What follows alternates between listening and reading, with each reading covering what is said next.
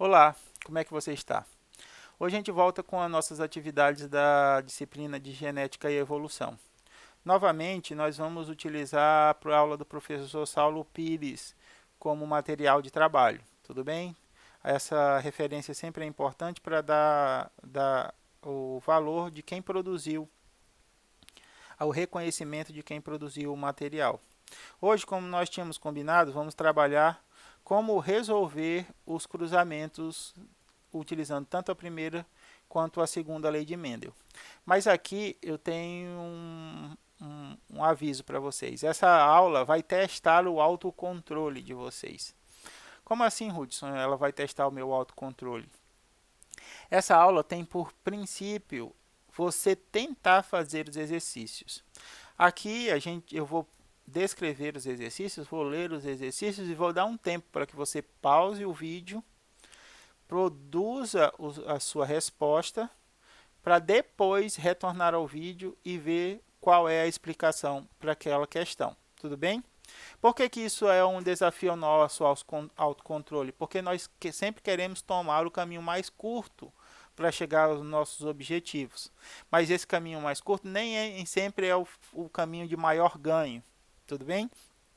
Então aqui nesse experimento, nesse tipo de atividade, é mais importante você tentar fazer o exercício do que acertar o exercício. Putz, é a primeira vez que eu vejo alguém falar isso. É mais importante você tentar fazer do que acertar. Por que isso? Porque quando você tenta resolver um exercício, você constrói uma linha de raciocínio, uma linha de ação. Tudo bem? E quando você constrói essa linha de ação, fica mais fácil você entender aonde você errou na sua linha de pensamento. Então, você construir um raciocínio para a resolução de um problema. Tudo bem? Então, eu acho que ele resolve assim. Eu faço assim primeiro, depois isso, depois aquilo, e o resultado final é esse. Quando eu vim com a explicação, você, por ter previamente tentado responder, você construiu essa linha de pensamento. E aí você percebe, nesse ponto eu achei que era desse jeito e na verdade é desse outro jeito. Então você tem um ganho de entendimento, porque da próxima vez que você se deparar com aquela situação, você já sabe que agora você tem que raciocinar dessa forma e não daquela forma. Tudo bem? Agora, se você ficou com receio de, eu tava com receio de não acertar nenhuma e eu esperei o senhor terminar de fazer. E aí eu só esperei a sua explicação. Você vai perder a oportunidade de fazer essa verificação da linha de pensamento que você construiu com a linha de pensamento que eu expliquei, com a explicação da questão. Tudo bem? Então, aqui não é importante se você acertou todas de primeira ou se você errou todas. O importante é como você acertou e por que você errou. Tudo bem? Então, não adianta eu chegar lá no final fazendo as coisas tudo, fazendo macete. Isso aqui eu tenho um macete. Aí faz um macete e acerta. No final você acertou, mas será que você entendeu como é que esses processos estão ocorrendo? Ou você substituiu o entendimento do processo pela aplicação do macete?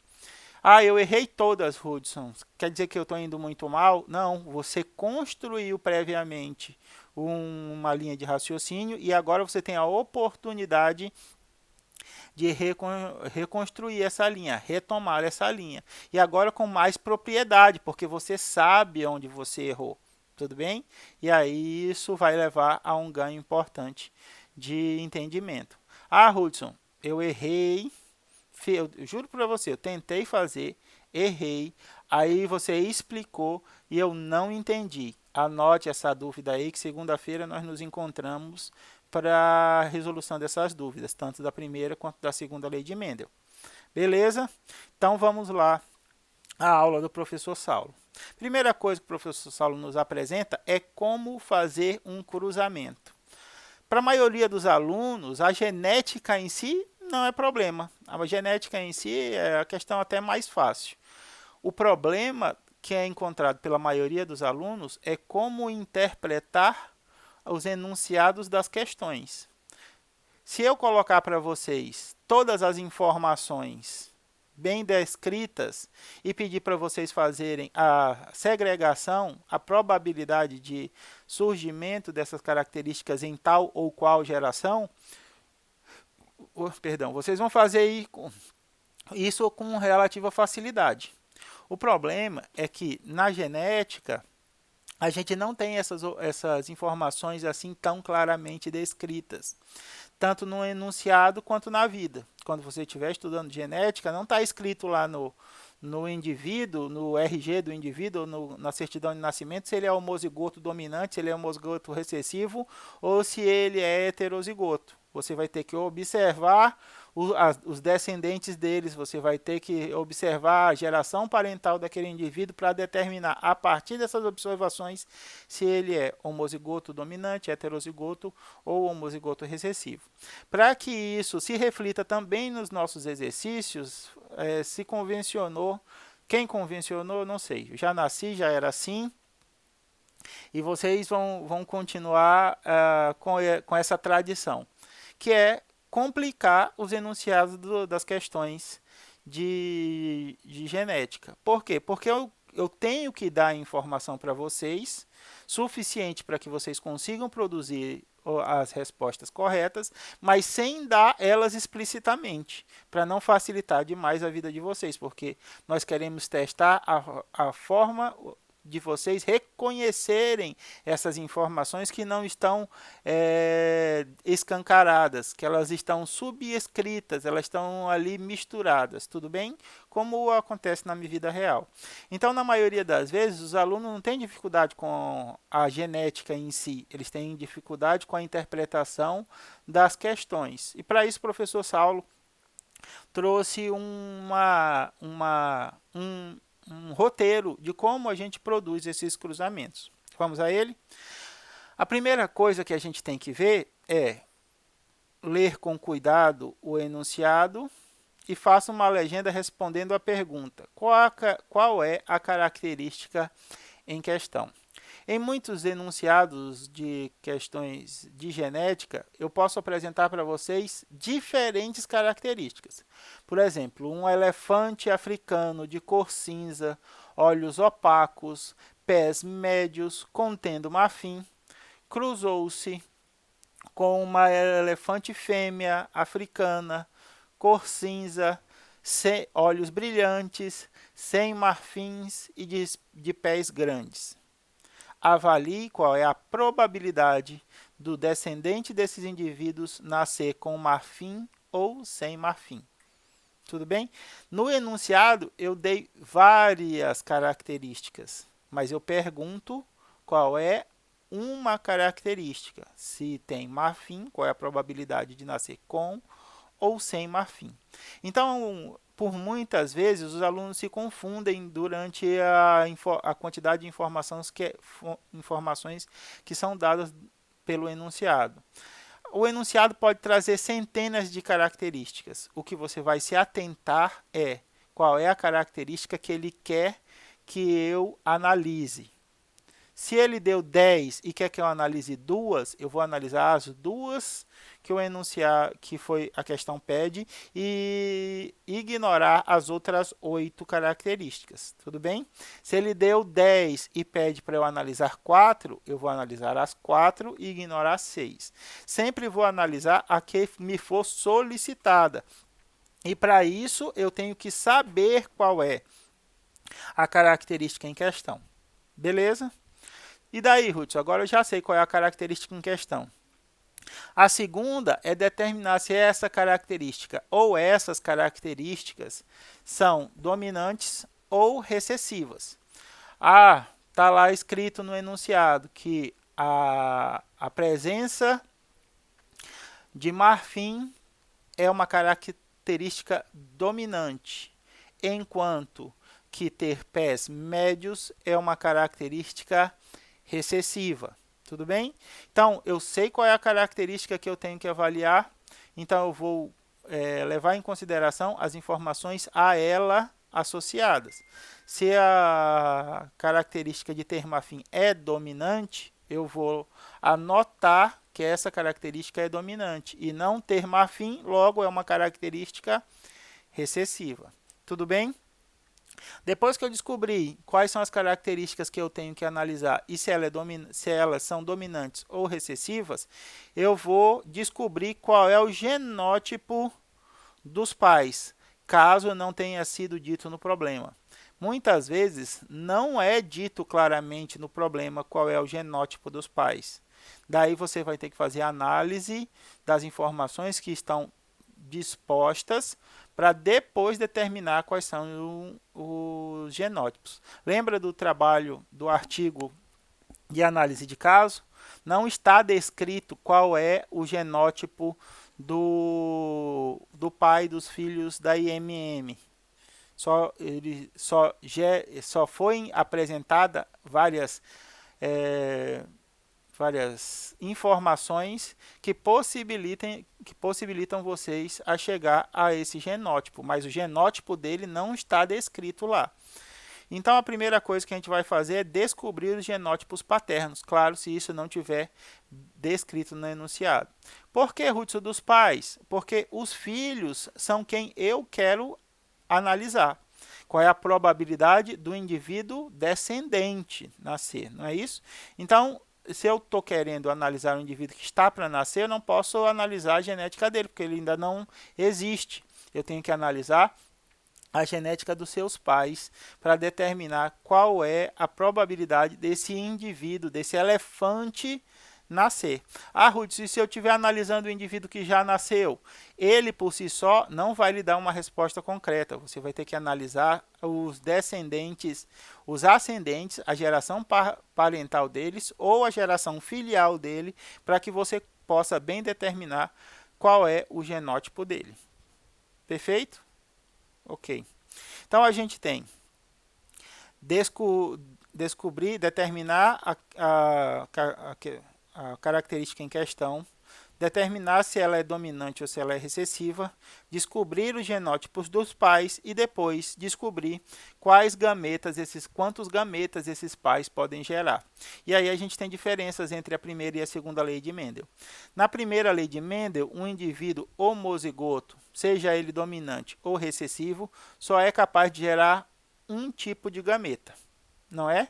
O gameta contendo o alelo dominante ou o alelo recessivo. Na primeira lei de Mendel, o indivíduo heterozigoto tem dois alelos possíveis, o alelo dominante e o alelo recessivo. E ele pode gerar dois gametas, um contendo o dominante e o contendo o recessivo. Então, na primeira lei de Mendel, os indivíduos heterozigotos podem gerar dois gametas. Na segunda lei de Mendel, um indivíduo duplo homozigoto, seja ele dominante ou seja ele recessivo, também é capaz de produzir apenas um gameta. O gameta contendo o alelo dominante para a primeira característica e o alelo dominante para a segunda, ou o alelo recessivo para a primeira característica e um alelo recessivo para a segunda característica. Mas quando ele é duplo heterozigoto, quando ele tem dois pares diferentes de alelos para duas características, ele pode gerar 4 gametas possíveis. O primeiro gameta contém o primeiro alelo da primeira característica dominante e o primeiro alelo da segunda característica dominante, os dois alelos dominantes. O segundo gameta, o primeiro alelo é dominante para a primeira característica. O primeiro alelo é recessivo para a segunda característica. O terceiro, o primeiro alelo é recessivo, o segundo, para a segunda característica, é dominante. E o quarto, os dois alelos são recessivos. Tudo bem? Então, a diferença fundamental entre a primeira e segunda lei de Mendel quanto à produção dos gametas é que os indivíduos heterozigotos na primeira lei de Mendel produzem 2 gametas, enquanto que os indivíduos duplo heterozigotos na segunda lei de Mendel produzem 4 gametas. Perfeito? Ah, Ruth, eu ainda estou na dúvida de como é que eu descubro quantos gametas o indivíduo é capaz de produzir. Tem a regrazinha lá, lembra? 2 elevado a n, onde n é igual ao número de pares heterozigotos. Tudo bem? Pares diferentes. Aí você descobre quantos gametas um indivíduo é capaz de formar. Bem, agora eu já sei quantos gametas eles formam, Ruth. O que eu tenho que fazer? Tenho que colocar esses gametas dentro de um quadro de Punnett adequado para a primeira ou para a segunda lei de Mendel. Hudson, quando é que eu uso o quadro de Punnett da primeira lei de Mendel e quando é que eu uso o quadro de Punnett para a segunda lei de Mendel? Quando você estiver analisando uma questão que indica apenas uma característica, primeira lei de Mendel. Quando tem duas ou mais características, segunda lei de Mendel. Por exemplo, a presença ou ausência de marfim nos descendentes. É uma característica só, presença ou ausência de marfim, primeira lei de Mendel. Eu quero saber se a probabilidade do filhote nascer com ou sem marfim e ter pés grandes. E ter pés grandes. Acho que é assim que fala. Duas características, tá? Então, segunda lei de Mendel, tá bom? Depois que eu coloquei os gametas dentro do quadro de Punnett, eu faço o cruzamento entre eles. Lembram que os gametas, no quadro de Punnett, a distribuição representa as células haploides. E dentro do quadro é a fecundação representando a célula diploide. Tudo bem?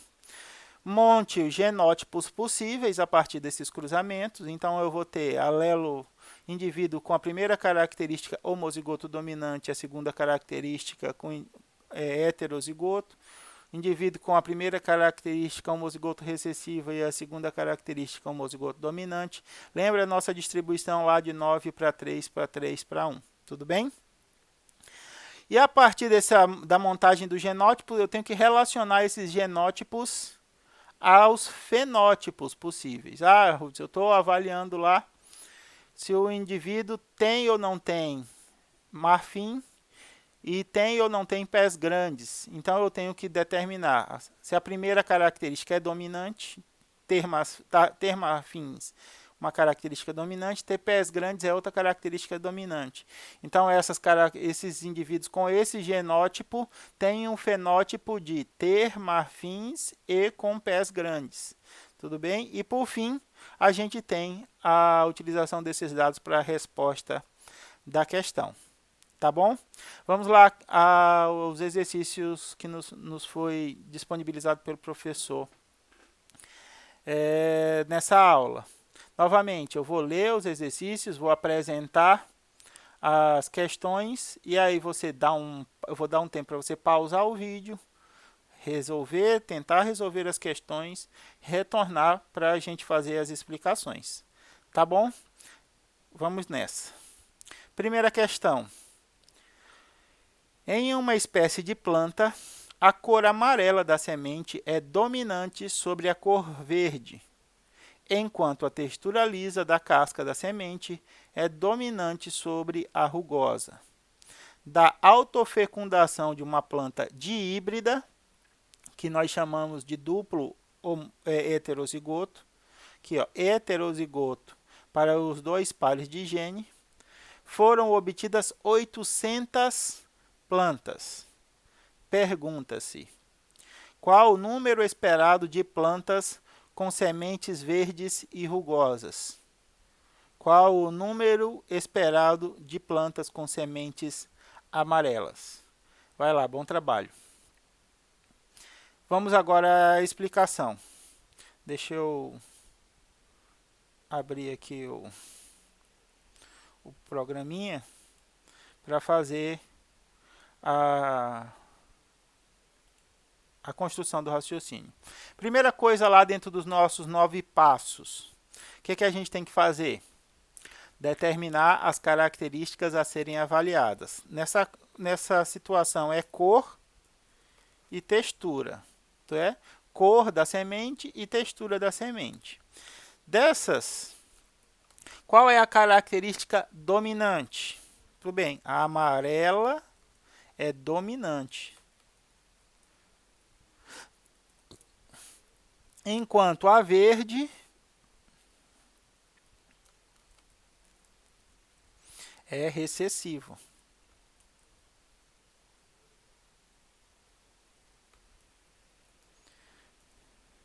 Me desculpem, eu só consigo, eu tô meio atrapalhado ainda com esse negócio. Eu não consigo falar e escrever e digitar ao mesmo tempo, então eu tô meio enrolado com essa questão. O meu cérebro masculino só funciona uma tarefa por vez, então eu não consigo olhar para a câmera, falar e digitar ao mesmo tempo. Eu tenho que parar de fazer o que eu estou fazendo aqui para fazer o que eu estou fazendo aqui, porque quando eu tento fazer as duas coisas acaba saindo um bololô danado. As mulheres não têm essa dificuldade, elas conseguem falar para a câmera, digitar, olhar o celular, conferir o roteiro da aula para ver se a internet está funcionando, se o áudio está bom, tudo ao mesmo tempo. Tá? Como eu não nasci com essa facilidade, então vocês me perdoem caso eu fique muito em silêncio quando estou escrevendo. Para a cor, aí, ó, a maré, já me enrolei todo aqui, ó. A cor amarela é dominante e verde é recessivo. E para a textura lisa é dominante, enquanto que rugosa é recessivo. Tudo bem? Aí beleza, já fiz o primeiro passo, que é determinar as características a serem observadas. Já fiz o segundo passo, que é determinar qual característica é dominante, qual é recessiva. O terceiro passo é determinar o genótipo dos pais. Lembram? No enunciado, ele diz que as duas plantas são dihíbridas ou dupla heterozigotas. Então, vou colocar aqui, ó, macho. Vou colocar a representação para a cor, a letra maiúscula e a letra A maiúscula, e para a representação da textura, a letra L,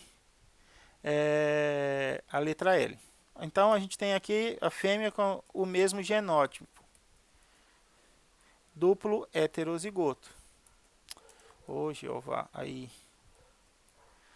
Tudo bem? Agora a gente vai fazer a determinação de quantos gametas cada um desses indivíduos pode gerar, tá? Então vamos lá. 1, 2, 3, 4. Como é que você sabe, Hudson?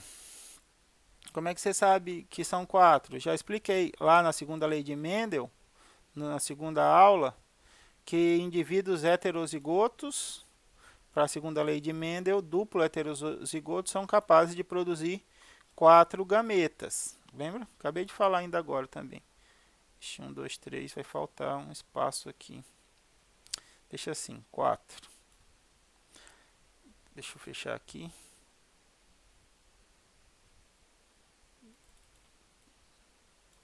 Vamos lá. Então agora vamos à distribuição.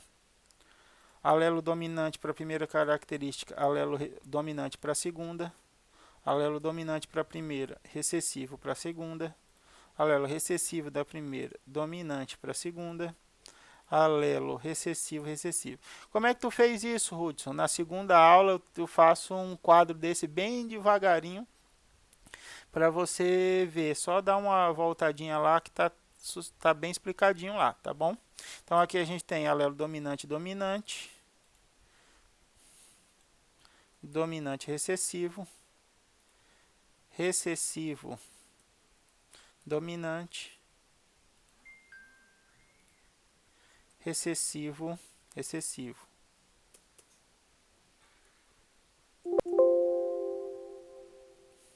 Recessivo, recessivo. Perfeito. Agora vamos aos cruzamentos. Homozigoto dominante, duplo homozigoto dominante, homozigoto dominante para a primeira característica, heterozigoto para a segunda característica, heterozigoto para a primeira, homozigoto dominante para a segunda, heterozigoto para a primeira, heterozigoto para a segunda, homozigoto dominante para a primeira, heterozigoto para a segunda, a mesma coisa, não, homozigoto dominante para a primeira, homozigoto recessivo para a segunda, heterozigoto para a primeira, heterozigoto para a segunda, heterozigoto para a primeira, heterozigoto para a segunda,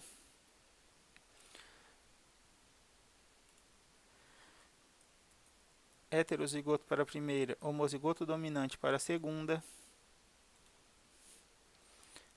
heterozigoto para a primeira, heterozigoto para a segunda, homozigoto recessivo para a primeira, homozigoto dominante para a segunda, homozigoto recessivo para primeiro, heterozigotas para a segunda característica, heterozigoto para a primeira, heterozigoto para a segunda, heterozigoto para a primeira, homozigoto recessivo para a segunda,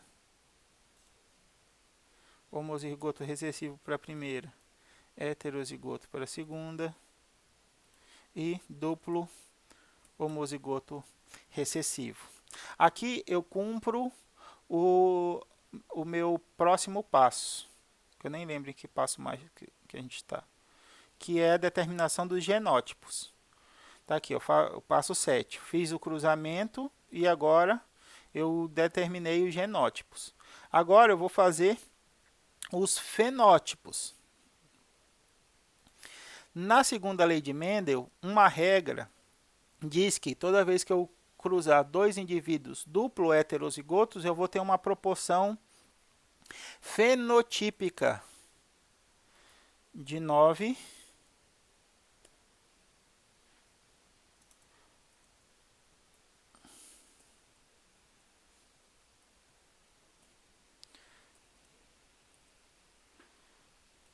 para 3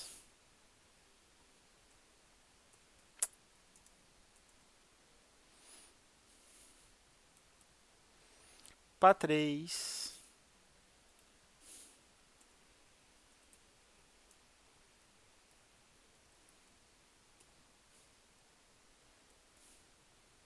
para 1.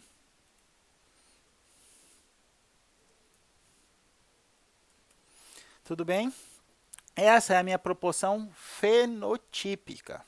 Agora vamos lá à nossa questão novamente. O que a questão pede? Oi, meu Deus, vou dar a resposta. Aí, ó. Qual que a questão pede?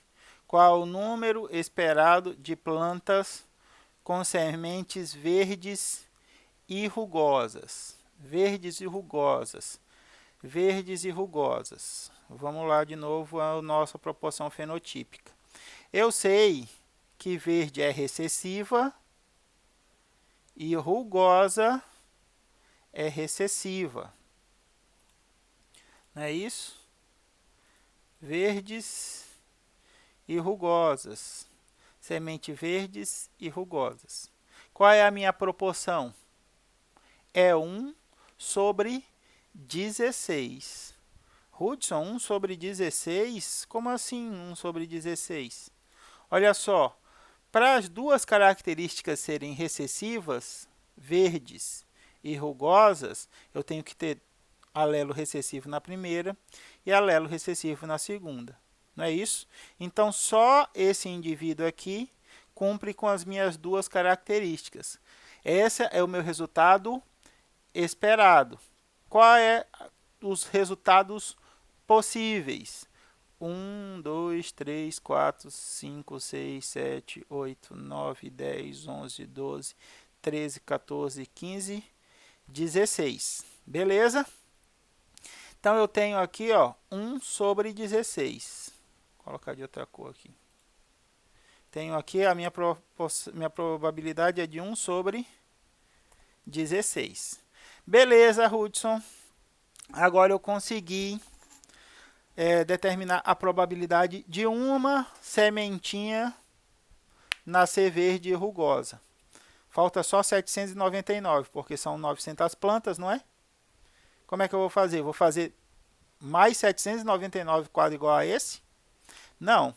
Se eu já tenho uma proporção fenotípica determinada pela segunda lei de Mendel, eu vou pegar o número da minha amostra e jogar dentro da minha proporção. Não é isso? Então, como é que eu vou fazer isso, Hudson? Eu vou fazer o seguinte. 1 sobre 16 vezes 800. Lembra como é que faz isso? 1 sobre 16 vezes 800 sobre 1. Isso significa 800 sobre 16, que é igual a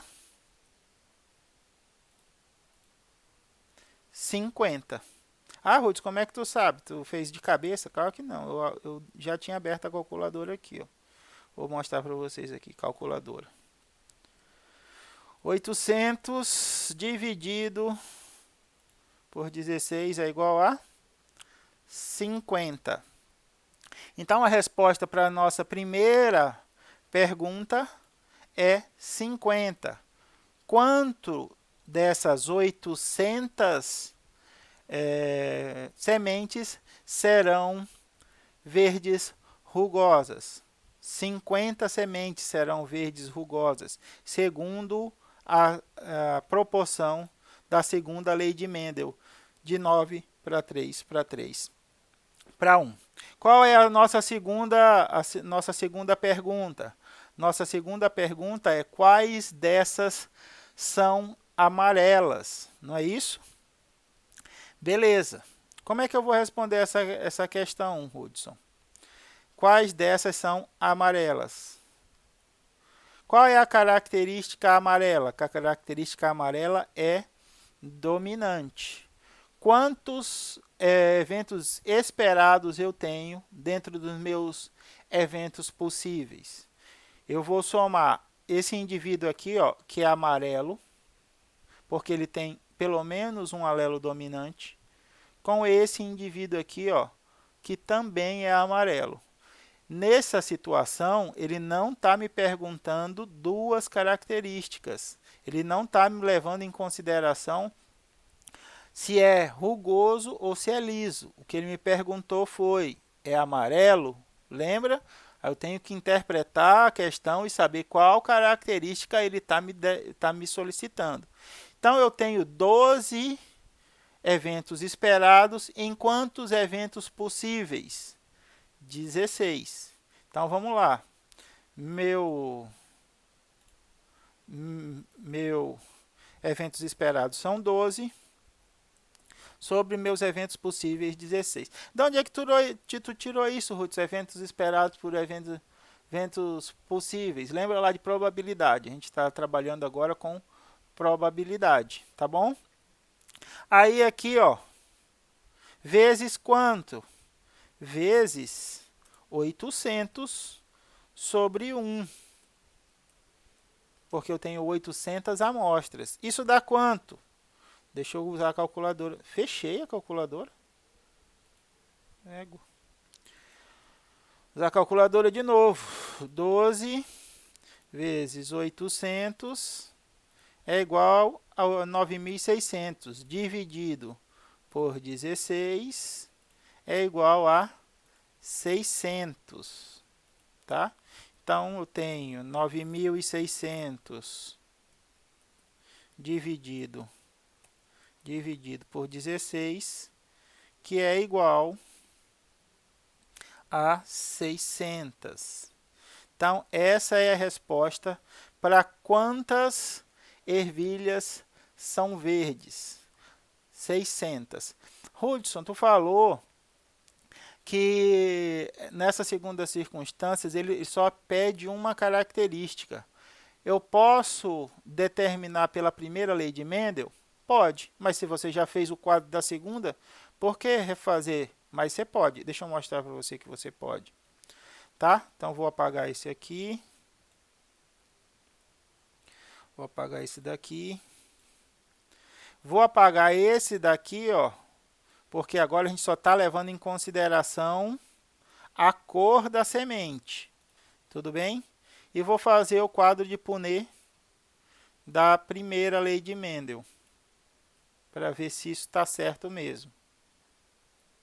Eu preciso fazer isso, Ruth? Não, só estou fazendo para alguém queira saber se dá para fazer pela primeira lei de Mendel. Dá para fazer.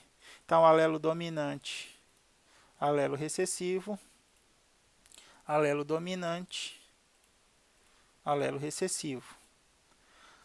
Aqui eu tenho eu tenho homozigoto, perdão, um heterozigoto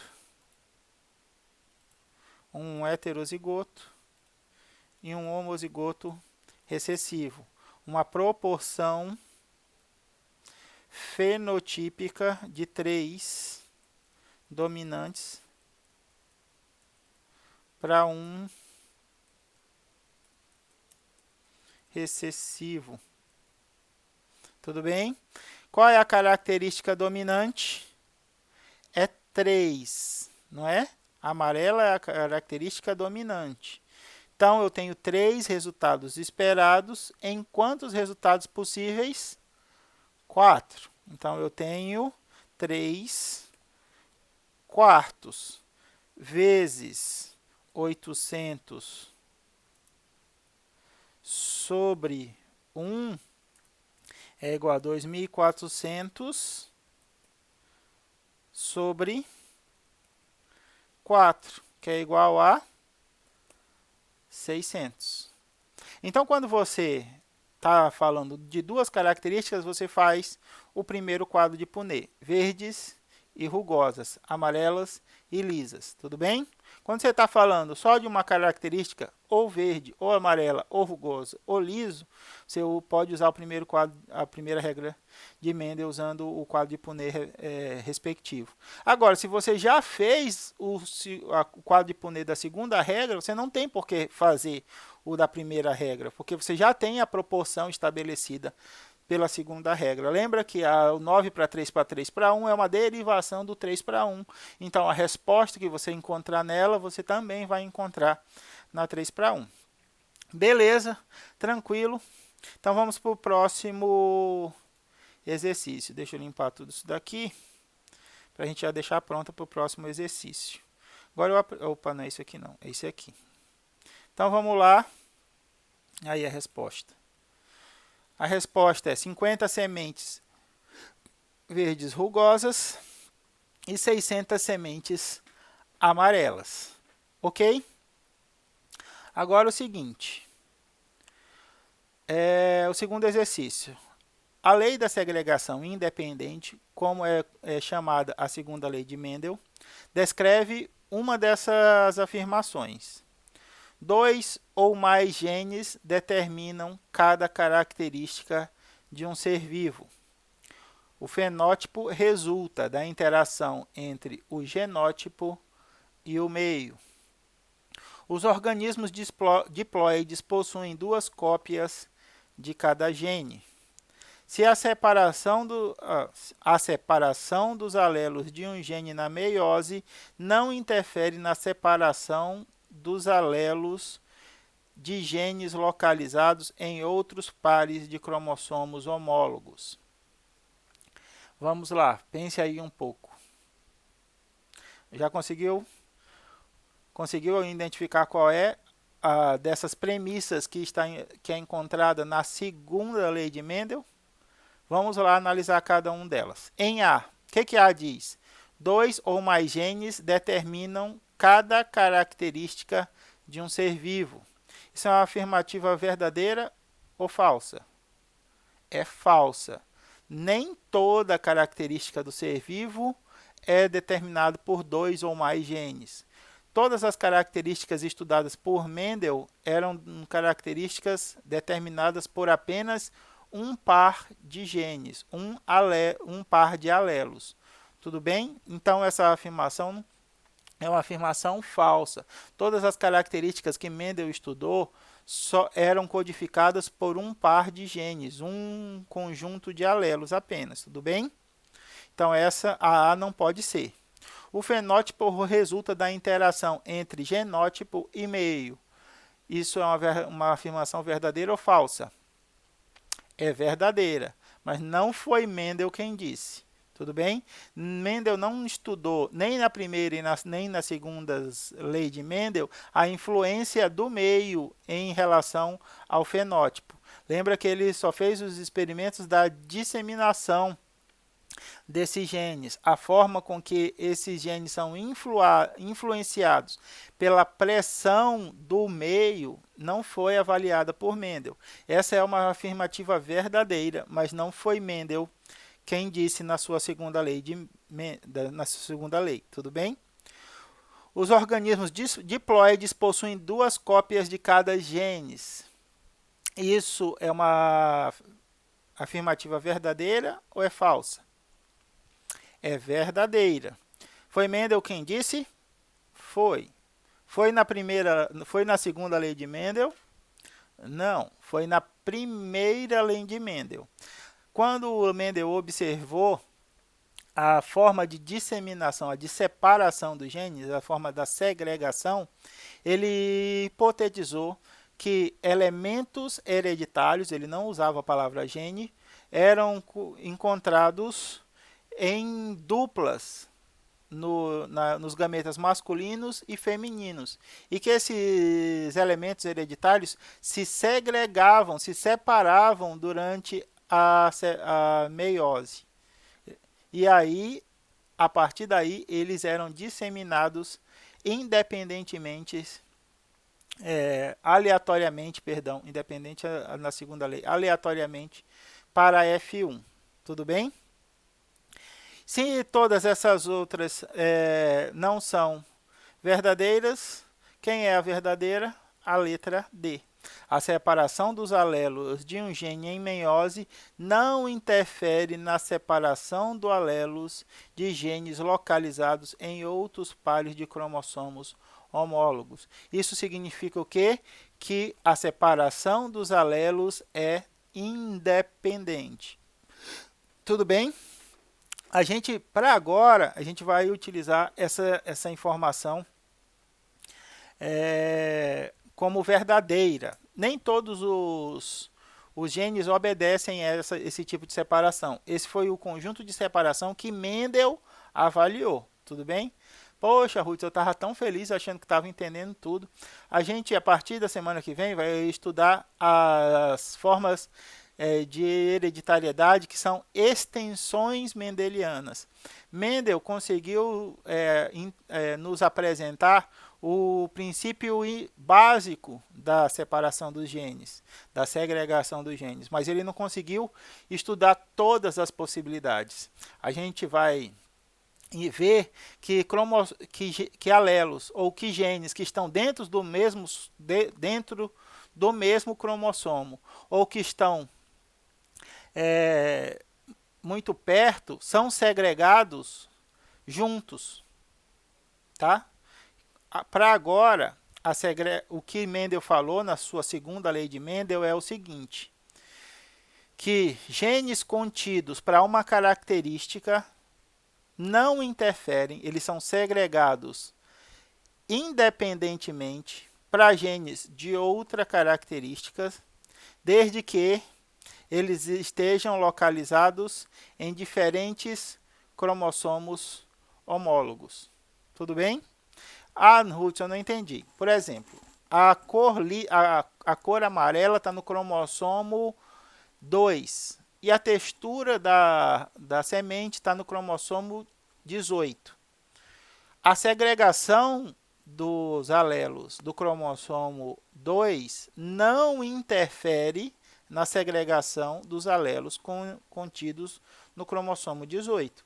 Foi isso que Mendel determinou, que a segregação dos genes é independente quando essas características estão contidas em cromossomos diferentes. tá? Mas isso já é uma modernização da verificação de Mendel, porque Mendel não sabia o que era cromossomo, não sabia o que era DNA, tudo bem? Então, o que a gente vai falar é que a segunda lei de Mendel, a lei da segregação, é independente, ela é verdadeira para genes que estão em cromossomos diferentes ou estão bem distantes dentro do mesmo cromossomo, que aí pode haver o crossing over. Ruth, o que é crossing over? Calma, tá?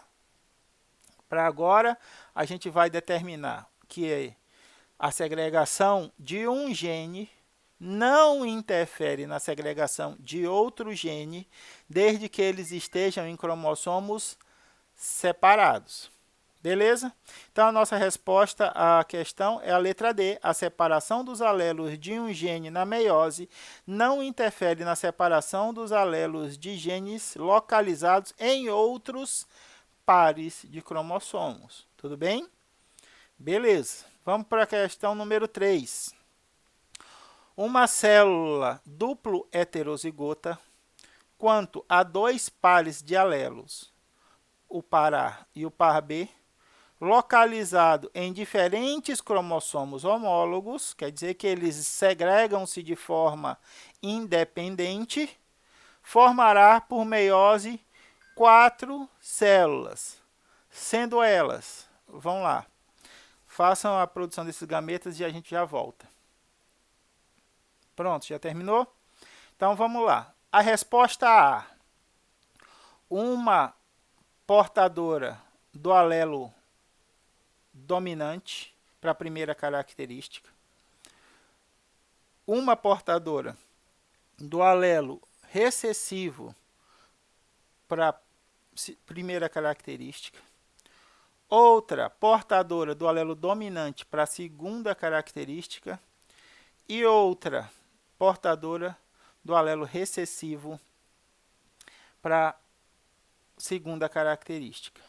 Ou B, uma portadora do alelo dominante para a primeira e segunda característica, uma com alelo dominante para a primeira,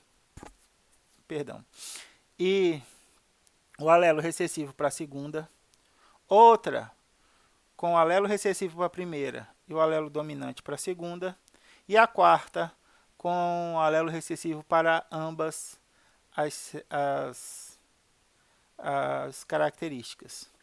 Uma portando os dois alelos dominantes para a primeira, o alelo dominante para a primeira e o recessivo para a segunda, o recessivo para a primeira e o recessivo para a segunda, o dominante para a segunda, e ambos recessivos para a primeira.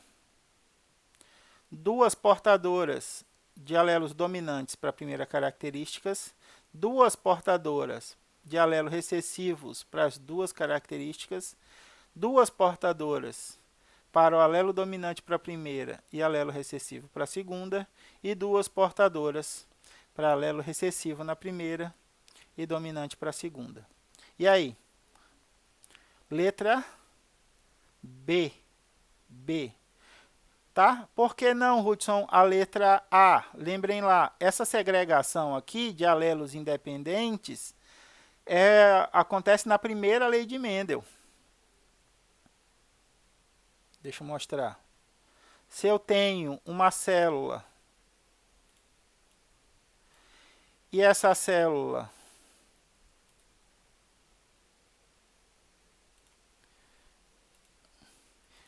contém um alelo, vou fazer assim para dar 2. Contém alelo dominante e alelo recessivo, ela é heterozigota. Tudo bem? Na hora da separação desses alelos, aí é porque eu também ainda tenho o toque ainda para ajudar. Eu não consigo fazer o negócio se ele não tiver centralizado. Na hora da separação, uma das células vai receber o alelo dominante e a outra vai receber o recessivo. Tudo bem? Mas isso daqui é para uma característica. Tudo bem? Então, essa primeira questão não pode estar certa, porque aqui a gente não tem como segregar os alelos separadamente. Tudo bem? Uma vez que eles estão sendo avaliados juntos. Como é que eu tenho que fazer então, Hudson? Tem que fazer da seguinte maneira. Tenho minha célula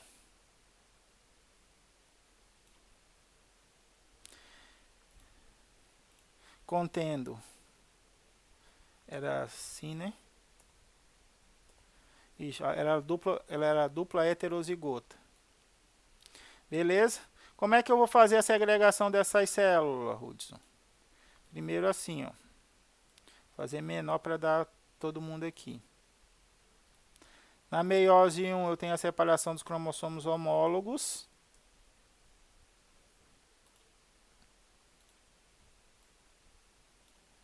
Não vai dar, não vai dar.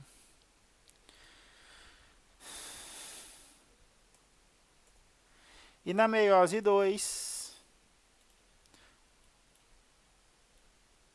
não sei como é que... Eu tenho a separação das cromátides irmãs. Então aqui, ó, em um desses. Vixe, olha aí o que eu estou falando. Se eu tentar escrever e tentar explicar usando esse negócio aqui, acaba me abobando todo. O que eu tenho que fazer? Célula, deixa eu ver se eu consigo fazer menorzinho. Aqui, células duplo heterozigotas.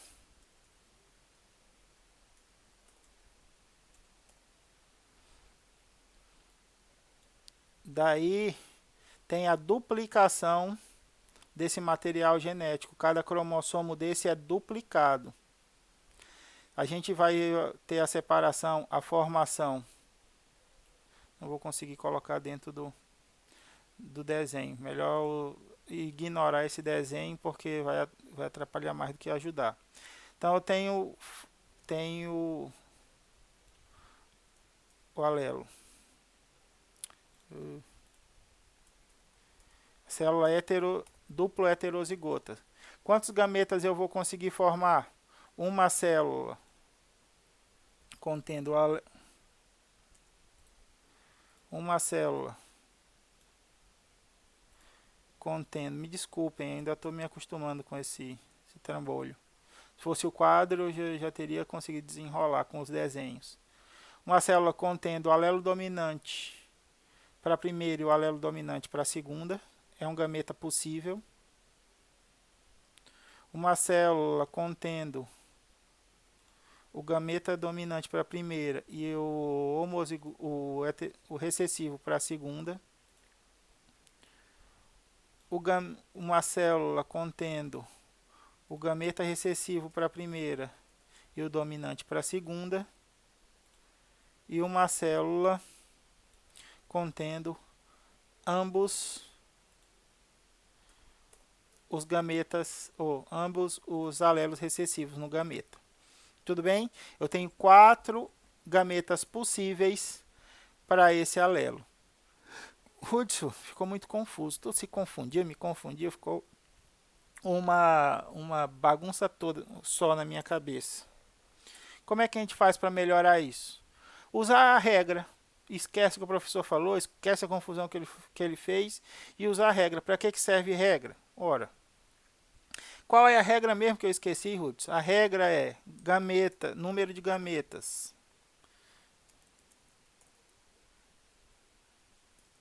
é igual a 2 elevado a n. Aí já também não vou saber fazer o elevado aqui. Tá? 2n elevado a n. Tá bom? Onde n é igual a alelos pares de alelos heterozigotos. Pronto. Como é que eu vou fazer isso, Ruth? Eu tenho quantos alelos aqui? Tenho 2 alelos. Quantos deles são heterozigotos? Os 2. Então, como é que é a minha regra? É 2 elevado a 2, que é igual a 2 vezes 2. Aí aqui nem eu tenho como me complicar. 2 vezes 2 é igual a 4 alelos. E se eu tivesse mais, Ruth? Se eu tivesse aqui mais um grupo de alelo, esse indivíduo aqui, ó, por exemplo, quantos gametas possíveis ele é capaz de gerar? Ele tem quantos alelos? Tem 3. Pares de alelos ele tem 3. Mas quantos heterozigotos tem? Só 2. Então, é 2 elevado a 2. Esse indivíduo aqui só consegue fazer 4 alelos também. Ele produziria o seguinte alelo, as seguintes células.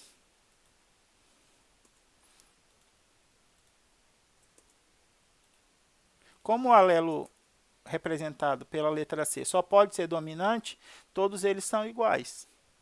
Eles não contribuem com o número. Agora, se esse alelo fosse recessivo, eu teria essa célula aqui, esse gameta possível, e teria esse outro gameta aqui possível.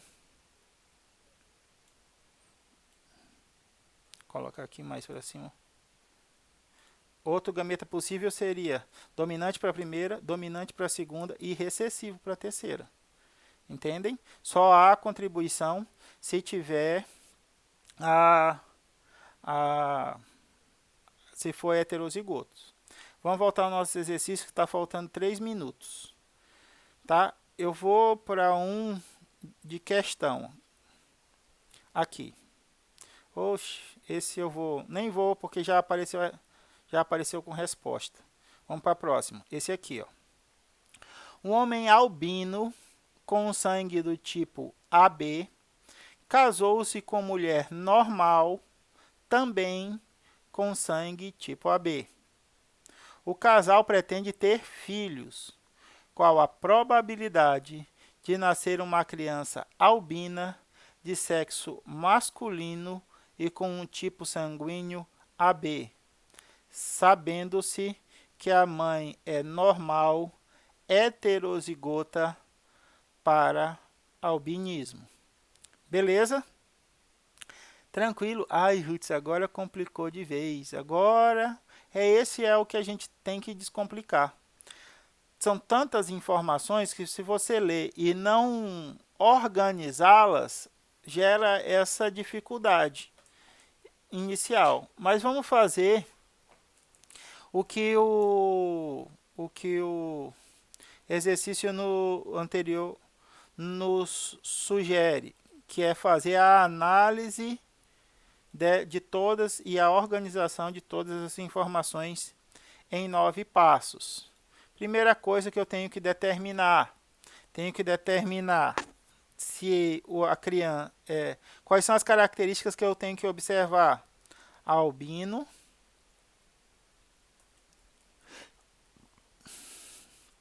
e sangue, tipo sanguíneo.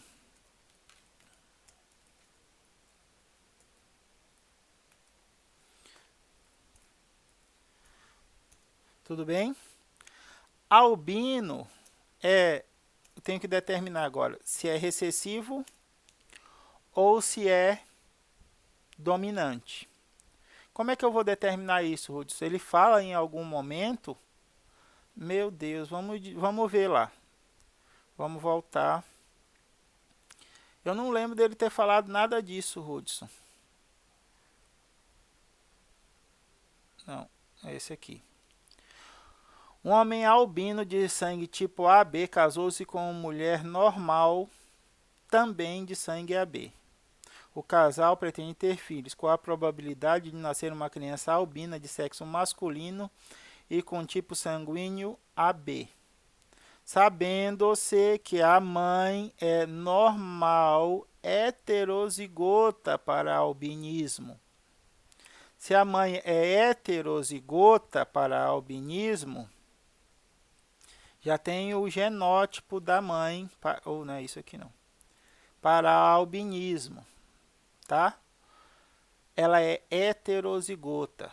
Deixa eu colocar aqui. A mãe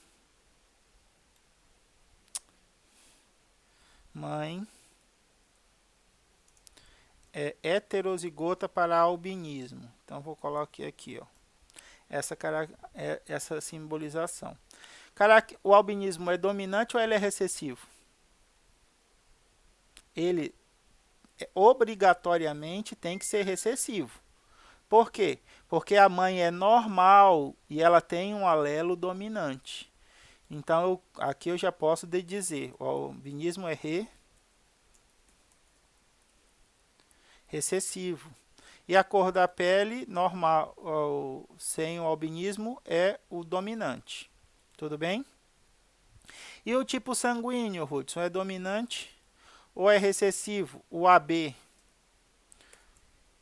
Esse tipo sanguíneo, nós temos alguns tipos de sanguíneo. A gente tem o sangue A, tem o sangue B, temos o sangue AB e o O. Qual é o genótipo que vocês imaginam para esse sangue AB? Ele é homozigoto ou ele é heterozigoto? Ele é heterozigoto. Então, a mãe... Vou simbolizar, mas aí vai ficar com muito A. Então, eu vou tirar o primeiro aqui do albinismo e trocar por P. Tudo bem? Ela é heterozigoto. P de quê? De pele, tá bom? Mãe é heterozigota para albinismo e heterozigoto para tipo sanguíneo. Tudo bem? Beleza. E o pai? O pai, eu sei que ele é albino, então ele tem que ser homozigoto recessivo. Porque se ele fosse homozigoto dominante, ele era normal. A mãe é heterozigota e é normal. Se o pai tiver pelo menos um alelo dominante, ele vai ser normal. Para que ele seja albino, os dois alelos têm que ser recessivos. Bem? E ele também é heterozigoto para tipo sanguíneo. Beleza? Então, vamos fazer o quadro de Punnett para esses indivíduos aqui. A mãe é duplo heterozigota. Então, ela vai gerar quantos gametas? Isso. Vai gerar 4 gametas. E o pai? Vai gerar quantos gametas? Ixi, Hudson. Só colocar na regra. 2 elevado a n. Quantos pares de heterozigotos nós temos? Quantos pares de alelos heterozigotos nós temos ali? Só um. 2 elevado a 1 é quanto? 2 alelos. É possível isso, Hudson? Claro que é. Quer ver? Eu vou te mostrar aqui, ó. Primeiro alelo dominante, segundo alelo dominante. Primeiro alelo dominante, segundo alelo recessivo. Primeiro alelo dominante, ou primeiro alelo recessivo, segundo dominante. Primeiro recessivo, segundo recessivo.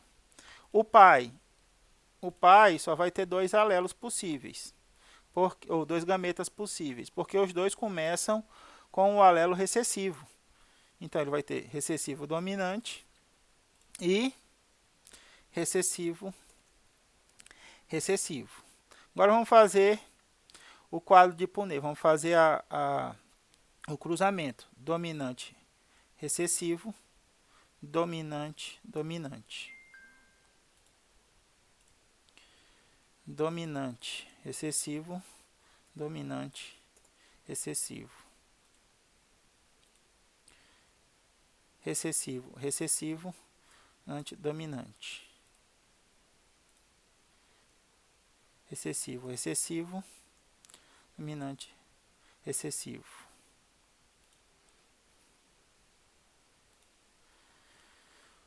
dominante, recessivo, dominante, recessivo,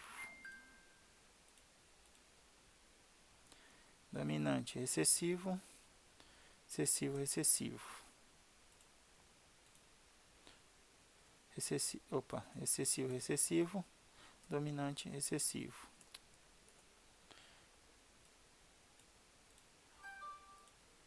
Recessivo, recessivo, recessivo, recessivo. Beleza, tá aqui o meu genótipo, a minha proporção genotípica. Agora, eu quero saber, a questão quer saber, qual é a probabilidade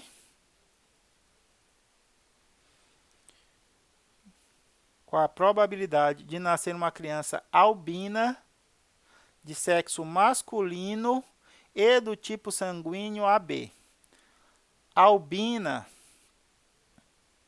é uma característica recessiva, não é isso? Então a gente vai procurar lá. Deixa eu voltar aqui. Eu tenho que fazer essa coisa toda porque para você não ver a resposta adiantada. Então lá, albina só pode ser esses indivíduos com os dois alelos recessivos no primeiro par de alelos, tudo bem? Senão ele não será albino. Se ele tiver pelo menos um alelo dominante no primeiro par, ele vai ser normal, ele não vai ser albino. Então aqui eu tenho um albino, 2, 3, 4 albinos, tudo bem? Só que esse indivíduo aqui, ó, ele é homozigoto para A. E esse indivíduo aqui, ó, é homozigoto para B. Então o tipo sanguíneo desse indivíduo aqui vai ser A e o sangue desse indivíduo aqui vai ser B. Então eu tenho dois indivíduos albinos com sangue AB. Concordam? Então, quantas... Deixa eu usar aqui, azul.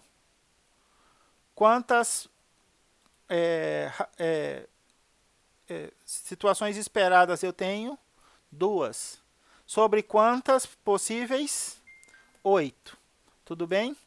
Se eu simplificar isso por 2, eu tenho 1 sobre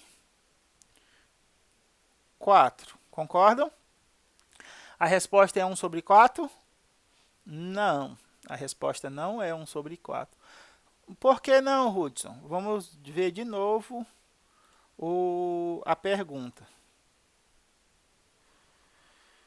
Qual é a probabilidade de nascer uma criança albina do sexo masculino e do tipo sanguíneo AB? Eu quero saber qual é a probabilidade de nascer um menino albino com sangue AB. Aqui, eu determinei a probabilidade de nascer um descendente. Eu não determinei o sexo. Tudo bem? Qualquer um deles pode ser menino ou menina.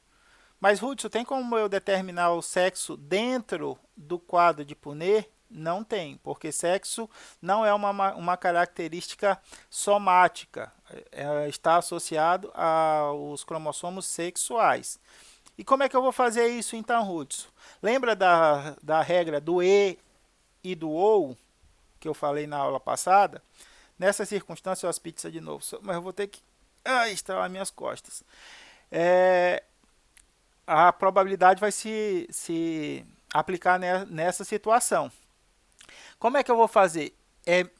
Ser albino e ter sangue positivo ou menino ou menino. É menino. Então, como é que eu faço isso? Eu pego a minha probabilidade que eu estabeleci da criança ser albina e ter sangue AB e multiplico pela probabilidade de ele ser menino. Qual é a probabilidade de uma criança nascer menino? É de 50%. Ou eu não posso colocar 50% aqui, porque senão, se eu colocar assim, eu não consigo fazer a conta. Para multiplicar a fração, eu tenho que multiplicar por outra fração. E se eu fizer isso, vai dar errado. 50% é igual ao quê? A 1 sobre 2. 1 sobre 2 é 50%. Uma situação esperada em duas situações possíveis. Tudo bem? Agora eu vou fazer a multiplicação. 1 vezes 1 é 1, sobre 4 vezes 2 é 8. Isso aqui é uma proporção. Essa proporção é uma resposta válida, Hudson? É uma resposta válida. Se eu te perguntar qual é a possibilidade, se eu te perguntar qual é a porcentagem, aí essa aqui não é uma resposta válida, porque eu preciso de relações por cento. E como é que eu converto isso em porcentagem, Hudson? Ora, muito simples. Se eu dividir 1 por 8, deixa eu ver, usar a calculadora aqui para ter certeza que eu não estou. 1 por 8 é igual a 0,125. Se eu multiplicar esse número por 100, eu vou ter uma porcentagem, que é igual a 12,5, o quê? 12,5%. Tudo bem? Então, a probabilidade de nascer um menino albino de sangue AB é de 12,5%. Tá bom? Vamos ver se é isso mesmo. Ui, não é isso não. Aqui. De 1/8 ou 12,5%. Tudo bem? Eu vou preparar a lista de exercícios e já mando para vocês. Bom final de semana. Lembrem que a atividade da semana passada tem até o prazo de amanhã, sábado, dia... nem sei que dia que é sábado, amanhã. Deixa eu ver se meu coisa tá... dia 19. Até amanhã, dia 19, para ser entregue. Tudo bem? O formato, fiquem à vontade. Pode mandar em PDF, pode mandar em Word. Fiquem à vontade, mas lembrem que tem que ser mandado por e-mail. Bom final de semana a todos. Bom descanso para quem é de descanso. Bom trabalho para quem é de trabalho. Então, a gente se vê na segunda-feira com a resolução dos exercícios dos últimos exercícios. Esses exercícios aqui vão ser só tirados dúvidas na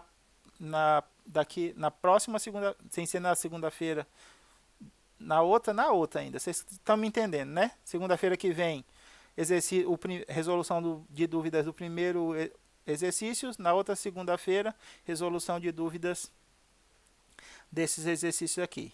Fiquem bem, meus queridos. Desculpe qualquer coisa, desculpe o embaraço ainda com a tecnologia, mas eu vou me acostumando com o passar do tempo. Abraço a todos.